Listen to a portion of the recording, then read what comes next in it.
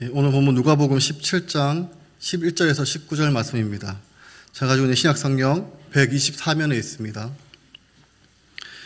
누가복음 17장 11절에서 19절입니다. 제가 가지고 있는 신약성경 124면에 있습니다.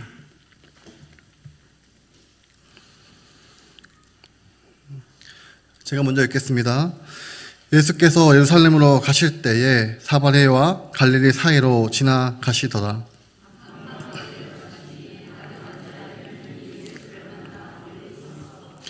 소리 높여 이르되 예수 선생님이여 우리를 불쌍히 여기소서 하거늘.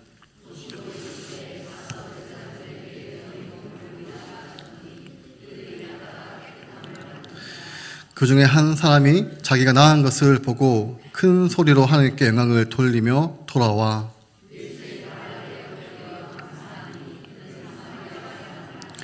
예수께서 대답하여 이르시되 10사람이 다 깨끗함을 받지 아니하였느냐? 그 9은 어디 있느냐?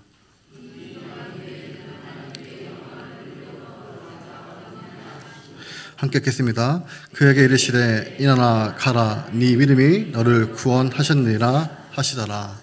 아멘. 우리가 계속해서 누가복음을 살펴보고 있습니다. 이제 11절 말씀을 보시면 예수님께서 예루살렘으로 가고 계십니다. 가고 계실 때에 이 갈릴리, 이 사마리아 거리와 갈릴리 이 경계 지역을 지나가실 때였습니다. 여러분, 이 누가복음에서는 이 사복음서 가운데 특별히 9장 마지막 부분부터 시작해서 19장 마지막 부분까지 한 10장 정도 되는데 누가복음에만 기록이 되어 있는 게 조금 많이 있습니다. 그래서 많은 가르침과 예수님의 많은 행위들이 기록이 되어 있는데 우리가 잊지 말아야 할 것은 예수님께서 예루살렘에 가는 여정 중에 일어나는 사건과 주셨던 가르침을 기록을 하고 있다는 것입니다. 그래서 이 말씀을 잘 살피게 되면 잊을만 하면 예수님이 예루살렘으로 가고 계신다. 또 잊을만 하면 예수님이 예루살렘으로 가고 계신다는 것을 누가가 계속해서 우리에게 언급을 하고 있습니다. 그래서 오늘 본문을 다루기 전에 한번 살펴보려고 합니다. 본격적으로 살펴보고 난 다음에 본문을 다시 한번 보겠습니다.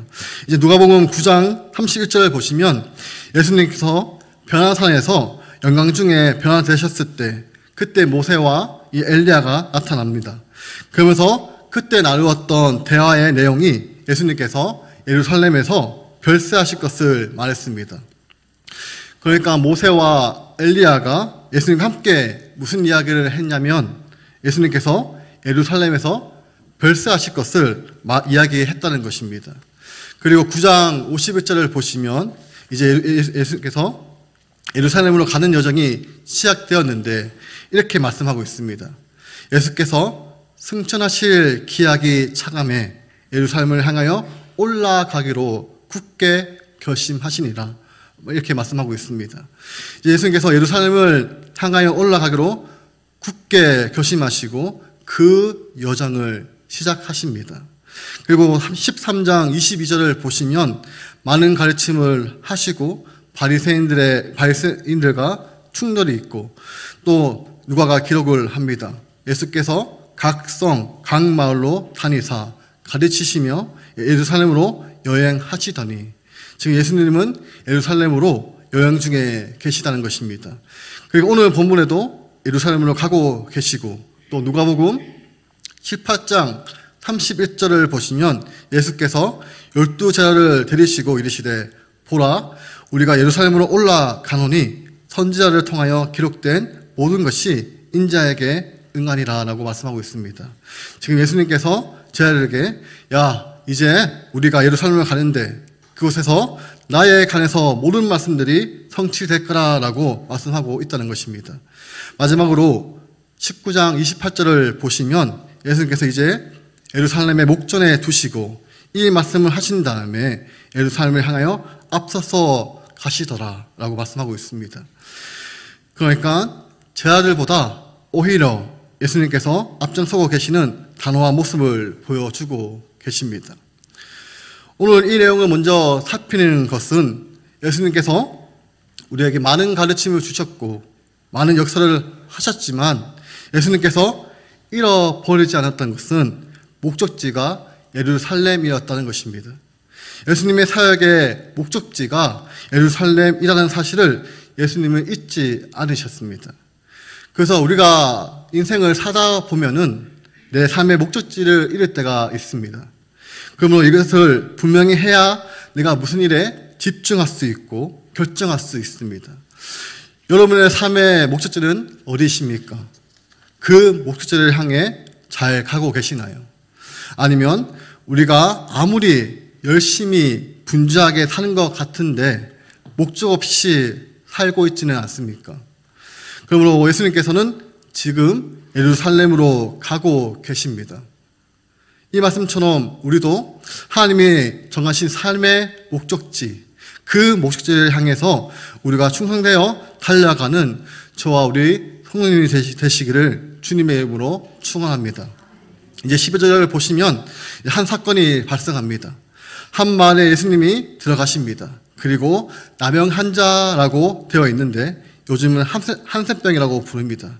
이 병은 피부에 반점이 생겨서 점점 짙어지다가 궤양으로 발달하고 피부가 벗겨져 몰골이 흉해지고 몸이 마비되는 끔찍한 병입니다. 나병 환자들은 도시나 마을 안에서 사람들과 함께 거주하지 못하고 외곽 지역에 격리되어 살아가던 사람들입니다. 이제 나병 환자 10명이 예수님께서 한 마을에 들어가신 것을 보았습니다. 근데 여러분, 특별히 복음서를 보시면 나병 환자들과 예수님이 만나는 장면이 몇 군데 기록이 되어 있습니다. 여러분, 이 나병 환자들은 예수님 당시도 그렇고 지금까지도 사실 큰 변화가 없습니다. 나병 환자들은 대부분 세 가지 고통을 갖는다고 합니다. 첫 번째는 스스로를 하나님께 벌받는 인생이라고 그는 생각했습니다. 그러니까 소위 과거부터 이제 나병을 천냥이라고 부르면서 천별이라고 해서 정말 하나님부터 자신을 벌받는 인생이다, 이렇게 나병 환자들은 이것이 사실이든 아니든 많은 사람들이 그렇게 생각을 했다는 것입니다. 그 이유는 구약 성경을 보시면 하나님께서 죄를 범해 심판하실 때 그때 형벌 중에 하나가 이 나병이 몸에 생기는 사람들이 있었기 때문입니다. 그래서 나병 환자들은 자기 스스로 참 벌받는 인생이라고 했습니다. 두 번째는 몸에 나병이 생기게 되면 사랑하는 가족하고 완전히 단절하게 됩니다. 전염이 위험이 있기 때문에 그렇고, 또 레위기 13장 45절에 율법에 의해 나병 환자들은 옷을 찢고 머리를 풀고 입 입술을 가리고 외치기를 부정하다라고 해야 할 의무가 있었기 때문입니다. 그들은 누군가 자기한테 오면 자신의 참임새와 말로 자신들이 나병 환자임을 멀리서 알려야 했습니다. 입 입술을 가리고 외쳤던 이유는 이 비말 감염을 막기 위함이었을 것입니다. 그러므로 나병 환자들은 자신이 부정한 사람이기 때문에 자신하고 접촉을 하면 사람, 장소, 물건 전부 다 부정하게 만드는 병입니다. 그래서 이 나병을 걸리게 되면 결국 사랑하는 사람들과 완전히 단절되고 사회적으로도 고립되어서, 그래서 오늘 본문에서도 그들끼리만 살 수 있는 일반 사람하고는 접촉이 불가능한 사회적으로 고립된 삶을 살았습니다. 그리고 마지막으로 이 사람들은 회복의 가능성이 전혀 없었습니다. 한마디로 불치병이었습니다.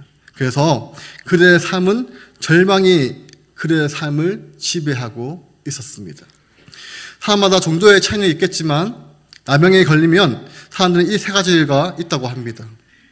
나는 하나님께 벌을 받는 인생 같고 사람들하고 다 단절이 되어서 정말 외롭게 살아가고 있고, 그는 어떤 희망도 가질 수 없는 절망의 늪에 빠져 살아가고 있었습니다. 그런 가운데 10명의 나병 환자가 멀리서 들려오는 예수님과 주님을 따르는 사람들의 소리는 그 자체가 복음이었을 것입니다. 이제 이 10명이 사람이 예수님을 만나게 됩니다. 예수님을 가까이에서 만났기보다는 예수님을 발견했다라고 보는 게 적합할 것입니다. 여기 멀리 서서라는 표현이 이를 알려주고 있기 때문입니다.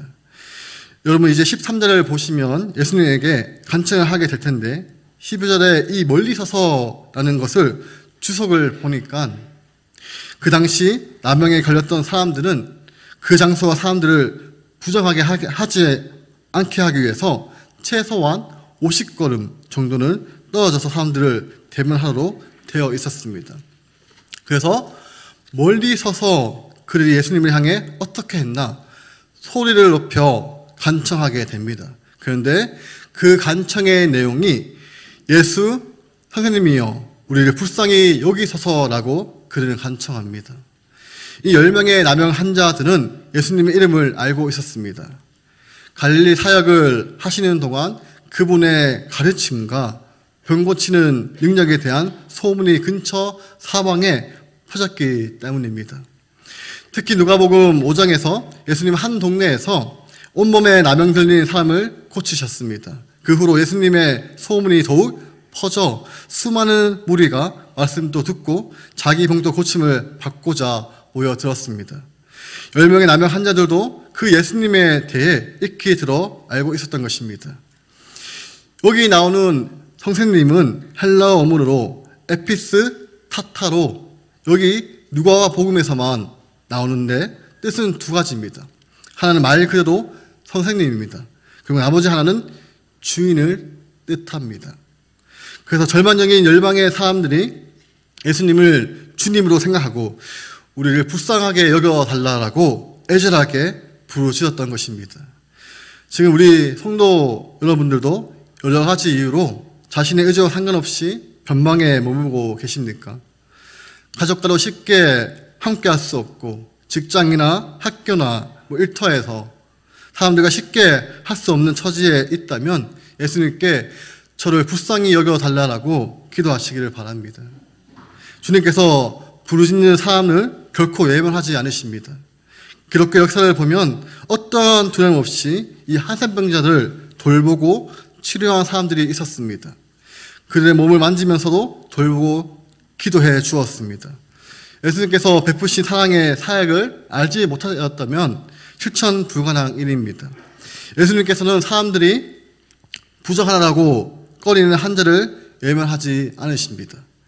몸의 부정뿐만 아니라 마음이 추악하고 아무리 부정하더라도 주님께로 오는 사람을 막지 않으십니다. 그리고 부정한 것이 예수님께로 가면 정하게 회복이 됩니다.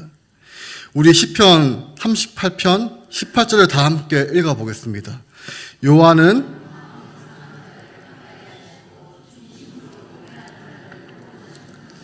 아멘.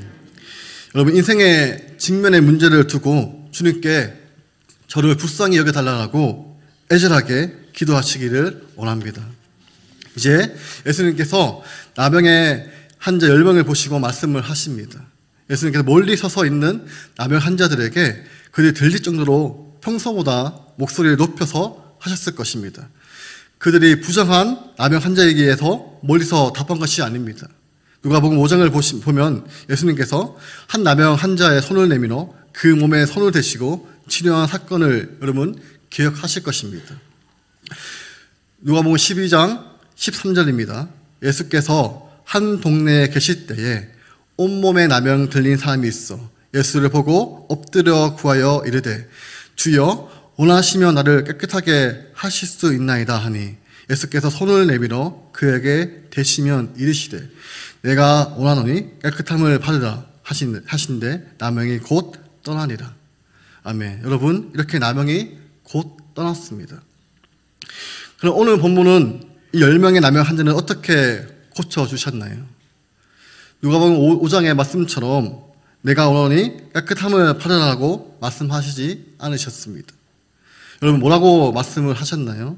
14절에 가서 제사장들에게 너희 몸을 보이라 이렇게 명령을 하셨습니다. 여기서 질문이 생기는 것이 예수님은 그들의 부르짖는 소리를 들으셨고 이에 그를 보셨습니다. 예수님은 그들을 보시면서 이 10명에게 어디서 왔으며 또 남영으로 고생하고 변방에 힘들게 살아가는구나 등의 화두를 꺼내지 않으셨습니다. 예수님의 답변은 간단명료했습니다. 가서 제사장들에게 너희 몸을 보이라. 예수님의 이 말씀은 쉽게 납득이 가지 않을 수 있습니다. 먼저 나병을 고친 후에 하셔야 했던 말씀이기 때문입니다. 레위기 14장을 보시면 율법에 따르면 환자가 정결하게 되었을 때 제사장에게 데리고 가서 진영 밖에서 진찰하게 하였습니다. 나았다는 것이 확인되면 정결한 새 2마리를 잡고 101목, 홍색실, 우승초로 새의 피를 찍어 정결함을 받는 자에게 7번 뿌려 정하라고 말하는 것입니다. 그 이후로도 옷을 빨고 모든 털을 밀고 물로 몸을 씻고 마지막으로는 양으로 제사를 드리는 등 많은 과정을 거쳐야 합니다. 그런데 이 모든 과정의 필수 조건은 몸이 나았다는 데 있습니다. 그래서 예수님은 이전에 나병 환자를 깨끗하게 고치고 나서 제사장에게 가서 몸을 보이라고 하신 것입니다. 근데 예수님은 이 10명에게 그냥 가서 제사장에게 몸을 보이라고 하고 계십니다. 그렇다면 이제 여러분들이 만약에 나병 환자라고 한다면 어떠한 생각을 드십니까? 잠깐만요 하지 않을까요? 아직 저의 몸이 썩은 냄새가 진동이 나는데요. 손과 몸이 뭉개진 것 같이 보이지 않으십니까? 이 상태로 제사장에게 보이라고요? 여기서 깨끗하게 하시고 나서 제사장에게 확인받아야 하는 것이 아닙니까? 충분히 여러분 이런 생각을 할 수가 있는 상황입니다. 근데 예수님께서 가서 제사장들에게 너희 몸을 보이라고 말씀하실 때 예수님 이렇게 말씀하시는 것 같습니다. 너희가 제사장의 몸을 확인하러 가는 길에 그 길에서 내가 너희를 고쳐줄 테니 나를 믿고 지금 가라. 여러분, 예수님은 그들의 믿음을 보기 원하셨다는 것입니다. 그들에게 그런 믿음이 있었을까요? 네, 있었습니다. 10명의 나병 환자 모두가 예수님이 자기들의 병을 고칠 거라고 믿었습니다. 그래서 그들이 예수님의 말씀을 믿고 그 말씀대로 제사장을 향해 출발했고 그들 모두 깨끗함을 받았습니다. 출발하자 그들이 깨끗함을 받았습니다. 여러분, 누가의 이 표현을 주목해서 봐야 합니다. 그들은 깨끗함을 받았습니다. 누구에게서 이런 놀라운 긍휼을 받은 것입니까? 예수님입니다. 그들의 온몸을 둘러싸고 있는 흉측한 질병이 예수 그리스도의 말씀을 힘입어 믿음으로 내딛는 한 발자국의 걸음에 완전히 사라져 버렸습니다. 10명의 나병 환자 모두가 예수님을 주라고 불렀습니다. 그들은 예수님에 대한 믿음을 가지고 있었습니다. 그리고 그 믿음에 합당한 순종을 보였습니다. 그래서 모두가 깨끗함을 받았습니다. 그렇다면 여러분, 그들 모두가 영혼의 구원에 대해서 믿음을 가진 사람일까요? 여러분, 누가가 특별히 이 병고침 사건을 기록한 목적이 여기 있습니다. 나머지 절반의 본문이 영혼을 구원하는 믿음이 무엇인지 우리에게 말씀해 주고 있기 때문입니다. 사랑하는 성도 여러분, 이 10명의 나병 환자 중에 한 사람이 자기가 나은 것을 보았습니다. 나병의 상태가 워낙 심각했고 그 병에 치유된 것이 너무나도 명확했기 때문에 육안으로 확인되었습니다. 마치 나아만 장군이 요단강에 7번 몸을 담겼을 때 그의 살이 회복되어 깨끗하게 된 것 같이 이런 사람이 이 살이 깨끗하게 회복이 되었다는 것입니다. 그래서 그가 가장 먼저 한 행동이 무엇입니까? 우리 15절을 다 함께 읽어보겠습니다. 15절입니다. 큰 소리 하나님께 영광을 돌리며 돌아와. 여러분, 그가 가장 먼저 한 행동은 돌아오는 것이었습니다. 그는 자신에게 깨끗함을 주신 예수님께도 다시 돌아오면서 계속해서 큰 소리로 하나님께 영광을 돌렸습니다. 그렇다면 다른 9명은 아직 자신이 깨끗하게 된 것을 몰랐을까요?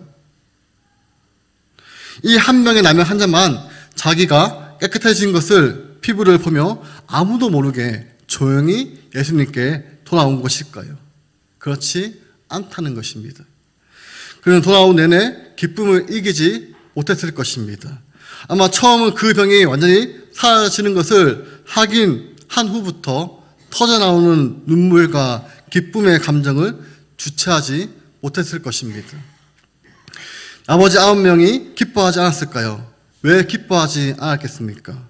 그동안 그들은 하나님께 벌을 받았다라고 생각을 했었고 사회적으로 고립되어 받았던 서러움, 가족과 떨어지는 볼 수 없던 그리움들, 육체의 고통, 냄새, 설거짐, 죽음에 대한 공포, 그 모든 것에서 해방되어서 그리운 가족의 품으로 돌아갈 수 있게 되었습니다. 경비되었던 사회에 다시 받아치게 되었습니다. 심각한 불치병이라고 생각했던 몸이 지금 정상적인 몸이 되었습니다. 다른 9명의 나병 환자 모두가 그런 기쁨으로 서로 얼싸안으면서 알았을 것입니다. 그런데 그 중에 단 한 사람이 취한 반응이 바로 돌아오는 것이었습니다. 모두가 하나님께 영광을 돌렸을 것입니다. 그러나 그 중에 한 사람만 그 하나님이 누구신지 알고 그 하나님께 돌아갑니다. 나중에 예수님이 이렇게 말씀하십니다. 이 이방 외에 하나님께 영광을 돌리러 돌아온 자가 없느냐. 한 사람만 자기에게 긍휼을 베푸신 예수님이 곧 하나님이시며 자신을 깨끗하게 하신 능력이 하나님이신 예수님에게 나왔다는 것을 알고 그에게 합당한 감사를 돌리러 돌아온 것입니다. 모르는 사람이 예수님이 자신을 고칠 것이라고 믿었고 그 믿음대로 고침을 받았으며 하나님께 영광을 돌리며 기뻐했지만 예수님을 영접하기 위해 돌아온 사람은 딱 한 사람밖에 없다는 것이었습니다. 그는 예수님의 발 아래 머리를 숙이고 엎드립니다. 그리고 감사드립니다. 누가는 그냥 지나가면서 한 마디 툭 이렇게 말합니다. 16절, 그는 사마리아 사람이더라. 여러분, 이 사마리아 사람은 유대인에게 참 불편한 이름입니다. 사마리아를 통과하지 않고 동쪽 요단강 쪽으로 돌아가는 이유가 무엇입니까? 사마리아 사람과 상종하고 싶지 않았기 때문입니다. 그들은 아수르가 북이스라엘을 지배했을 때 여러 민족을 억지로 혼합하게 한 혼혈 민족이었습니다. 그 전에 올라가면 남유다 왕국과 분리되어서 이 그리심산에 자기들 성전을 만들고 전통에서 벗어나 제사장을 자기 마음대로 세웠던 불쾌한 민족입니다. 예루살렘이 아닌 곳에 성전을, 예인이 아닌 사람을 제사장으로 삼는 사람들이었습니다. 정말 아브라함의 자손인지 알 수 없는 족속들입니다. 그래서 요한복음 4장 9절을 보시면 예수님이 사마리아를 통과하실 때, 지나가셨을 때 거기에 있던 여인이 당신은 유대인으로서 어찌하여 사마리아 여자인 나에게 물을 달라고 하나이까? 라고 물었던 이유가 유대인과 사마리아 사람은 서로 상종하지 않았기 때문입니다. 당시 유대인들에게 사마리아인은 범죄자, 또 세리, 창녀들처럼 하나님의 백성에 속하지 못한 죄인의 분류에 속하는 사람들이었습니다. 이것은 그동안 예수님의 가르침에 반대하는 바리새인과 서기관, 율법교사들의 관점이었다는 것입니다. 그래서 예수가 정말 의인이라면 왜 이런 죄인들을 상종하는가? 우리와 같이 의롭게 살기 위해 노력하는 정통 유대인과 어울려야 하는 것이 아닌가?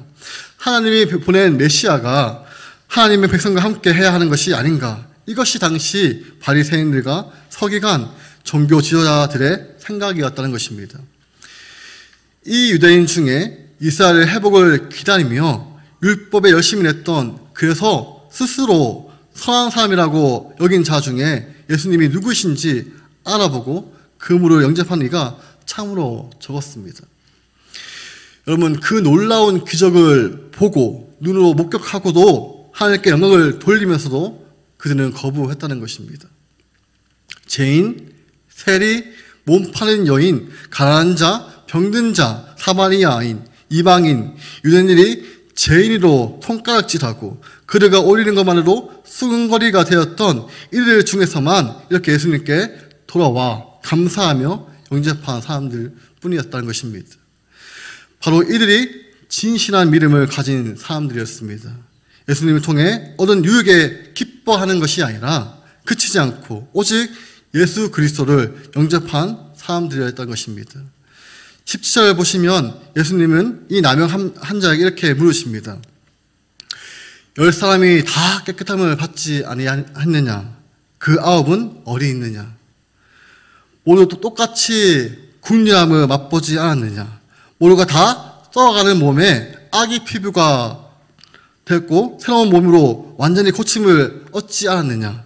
사람의 지혜나 능력에 경험할 수 없는 기적을 맛보지 않았느냐? 이 표적 부활과 생명의 나를 믿으라고 말하고 있지 않느냐? 이 9은 왜 그것을 보지 못하느냐? 예수님은 지금 책망하고 계시다는 것입니다. 그분의 권위 있는 가르침과 천국 복음에 대한 선포, 하나님의 권능으로 보이신 놀라운 병고침, 그리고 기적이 누구도 부인할 수 없는 사실, 바로 예수 그리스도는 이스라엘 백성이 기다려온 그 메시아이시며 생명과 죽음을 중하는 하나님이시다는 사실은 그 나라 백성들은 왜 모르냐는 것입니다.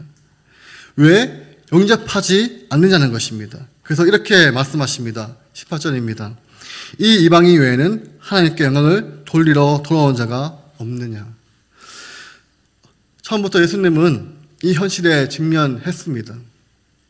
예수님의 고향 나사렛의 해당에서 말씀을 읽고 이것이 너희 귀에 응하였다라고 말씀하셨을 때 수많은 사람들이 거절했습니다. 요셉의 아들이 아니냐는 핀잔을 주었습니다. 그때 예수님께서 엘리야 시대 이스라엘에 수많은 가부가 있었지만 신혼 땅 한 가부에게 엘리야가 보내심을 받았고 엘리사 때 수많은 나병 환자가 있었지만 수리아 사람 나아만 뿌리였다라고 말씀을 하셨습니다. 그때 나사렛 사람들은 예수님을 절벽으로 몰아 떨어뜨려 죽이려 했습니다. 이와 반대로 예수님은 이방인들의 믿음을 보고 놀라십니다. 한 백부장은 예수님의 권위를 완벽하게 인정하고 그것에 바로 순종하는 태도를 보여 예수님께 이스라엘 중에도 이만한 믿음을 보지 못하였다라고 칭찬을 들었습니다.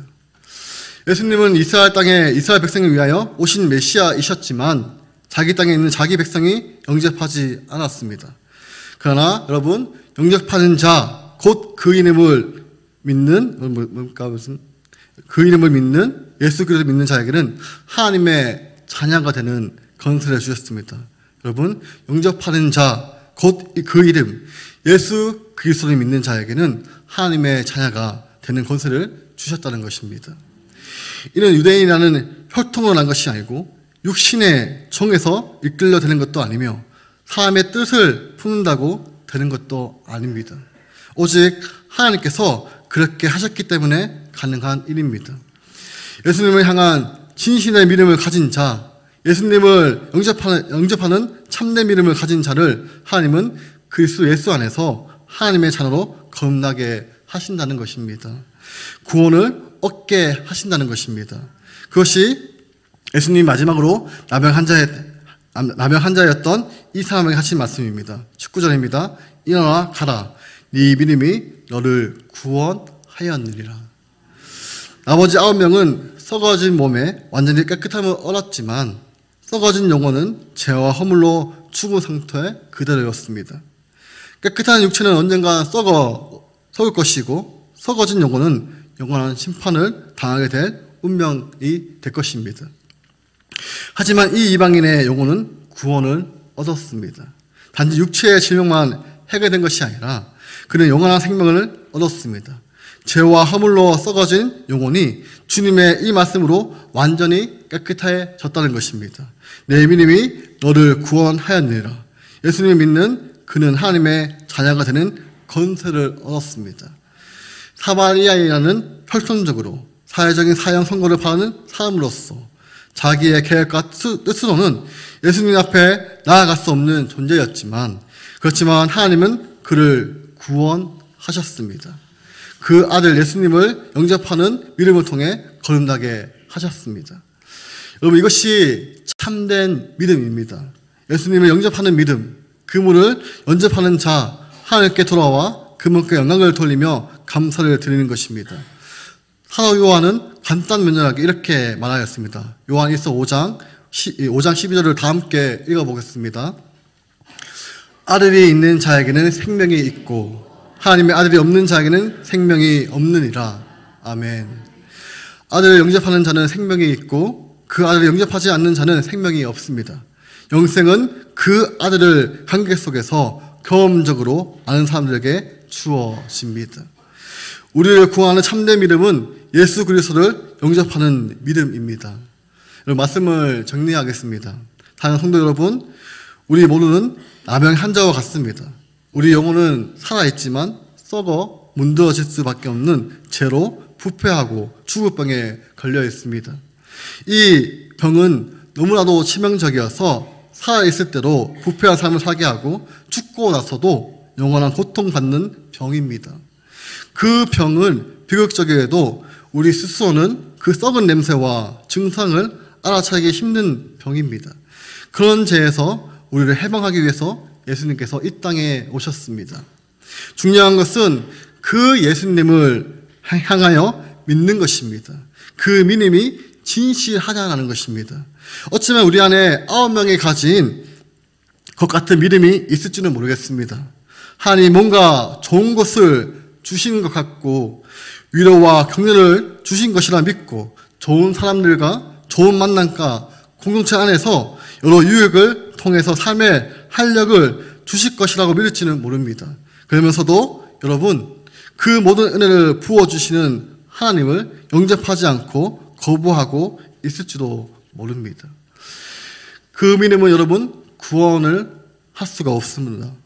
예수님께 돌아와 그분을 영접하고 감사와 찬양을 돌리는 삶을 사시기를 바랍니다.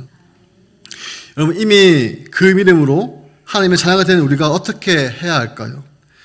우리가 받은 큰 기쁨, 마땅히 돌려야 할 영광 속에서 솟아나는 한없는 감사와 우리는 이 사실을 늘 잊지 말아야 합니다. 그리스도 예수 안에서 우리가 서가짐을 면했다는 것이 얼마나 기쁜 일입니까?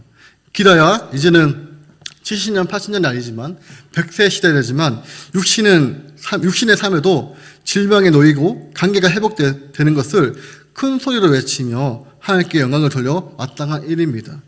그렇다면 영원한 삶에서 죄의 저주에서 놓이고 하나님의 관계가 영원히 회복되는 것이 얼마나 큰 소리로 감사하고 영광을 돌려야 마땅한 일이겠습니까? 사도 바울은 이렇게 말씀하고 있습니다. 범사에 감사하라. 이것이 그리스도 예수 안에서 너희를 향하신 하나님의 뜻이니라. 시편 기자는 36편 1절부터 시작해서 마지막 26절까지 감사로 시작하고 감사로 마칩니다. 제가 1절의 말씀을 읽어드리겠습니다. 여호와께 감사하라. 그는 선하시며 그의 인자하심이 영원함이로다. 여러분, 나머지는 집에서 한번 읽어보시기 바랍니다.